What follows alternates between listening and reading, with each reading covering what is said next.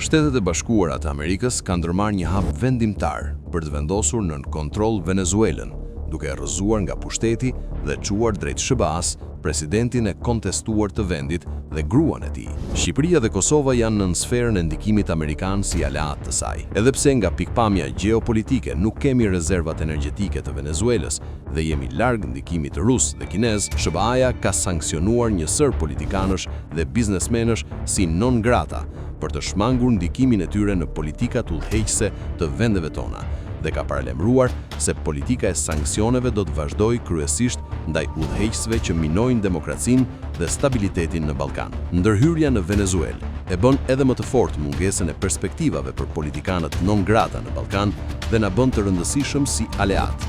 Jo se kemi naftë apo pasuri të tjera natyrore, por se jemi pjesë e një rajoni ku SBA-ja aktualisht kërkon të ruajë ndikimin e saj kundër fuqive të mëdha jo miqësore me të.